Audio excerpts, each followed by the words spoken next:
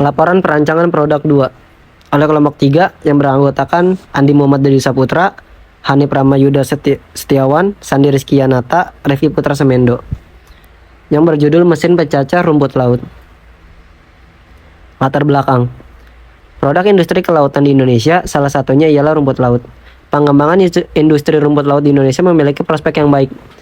Hal ini disebabkan teknik pembudidayaan rumput laut yang relatif mudah dan permintaan terhadap rumput laut serta produk olahannya cukup banyak. Dengan meningkatnya permintaan rumput laut, maka dibutuhkan proses pengolahan yang optimal. Salah satu tahapan pengolahan rumput laut adalah dengan menghancurkan rumput laut sehingga mempermudah proses pengolahan untuk lebih lanjut.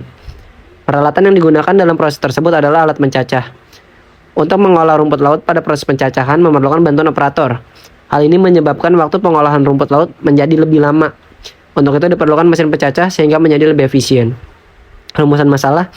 Pertama, apakah mesin pencacah rumput laut itu? Yang kedua, apakah yang diperlukan untuk mendesain dan membuat mesin pencacah rumput laut untuk alat bantu laboratorium? Yang ketiga, bagaimana mendesain mesin pencacah rumput laut?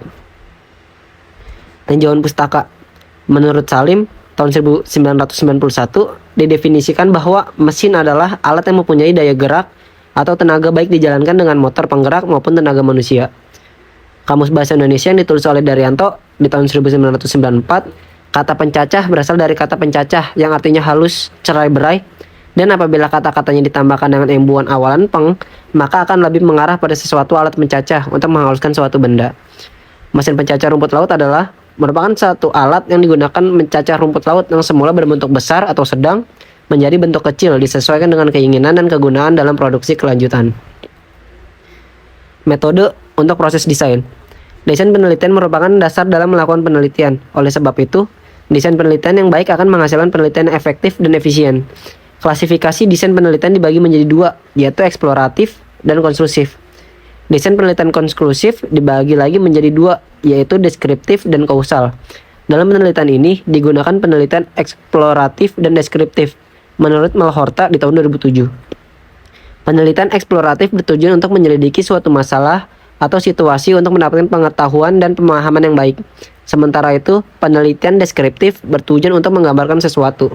Penelitian deskriptif memiliki pernyataan yang jelas mengenai permasalahan yang dihadapi, hipotesis yang spesifik, dan informasi detail yang dibutuhkan.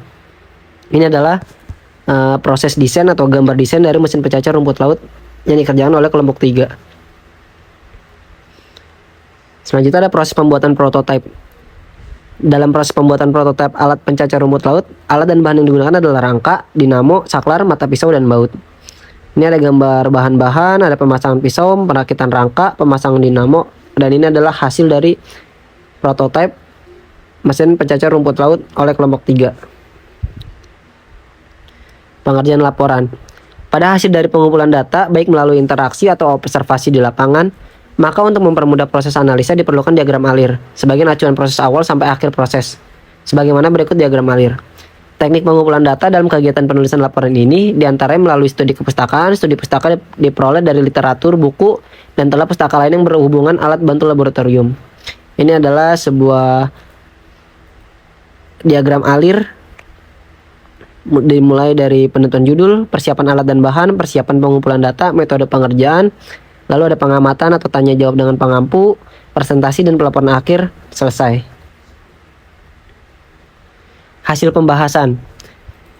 Dari proses pembuatan kerangka yang sudah dilakukan, ada beberapa faktor yang harus diperhatikan dalam proses perakitan mesin pencacah rumput laut, yaitu pada saat perakitan, ketepatan ukuran panjang pemotongan harus benar-benar sesuai dengan ukuran dari desain.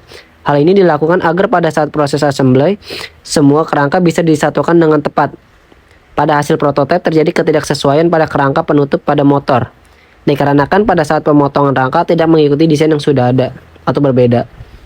Saat pengujian, pada pengujian alat pencacah rumput laut, hasil cacahan yang dihasilkan masih terlalu besar dari yang diinginkan karena hanya menggunakan 2 mata pisau.